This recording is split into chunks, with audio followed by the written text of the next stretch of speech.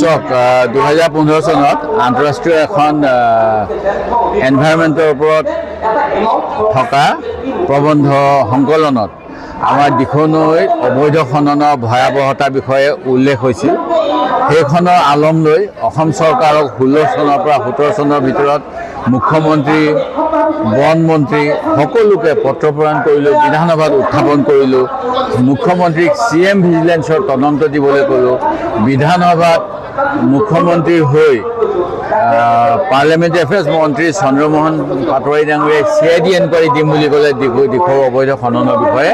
কিন্তু যিহেতু তেওঁলোকৰ নিজৰ ৰাজনৈতিক দলৰ হাংগু পাংগু দালাল উপদালাল সকলো জড়িত হৈ আছিলে, তেখেতসকলে একো তদন্তৰ ব্যৱস্থা নকৰিলে।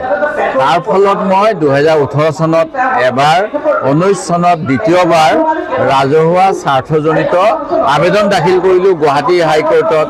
তাৰ ভিত্তিত যেতিয়া তেওঁলোকে কাম নকৰিলে 21 চনৰ পিছত মই গুৱাহাটী উচ্চ ন্যায়ালয়ত আদালত অৱমাননা গোচৰ কৰিলোঁ আৰু তাৰ পিছতো ইমান দিন যুঁজি আছিলোঁ।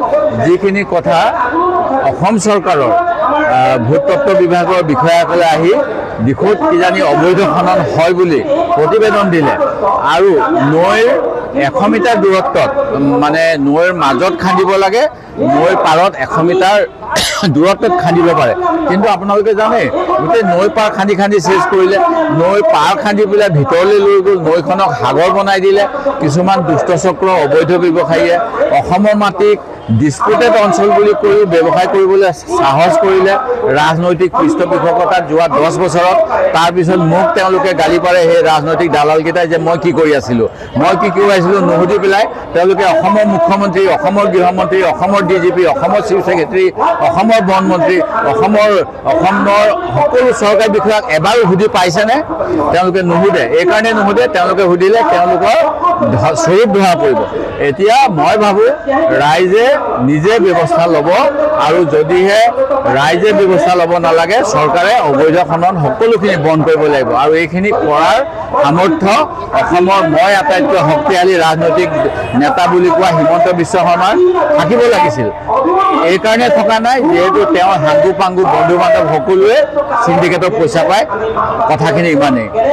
দ্বিতীয় কথাটো হ'ল বানপানীৰ নামতো তেওঁলোকে ব্যৱসায় কৰিবলৈ এৰা নাই। সেইকাৰণে কোনোবাই কৈছে মামা তেল, কোনোবাই কৈছে মামা তুলি আৰু কিবা বালক তেল, এইবিলাক ওলাইছে। অতি লাজ লগা কথা।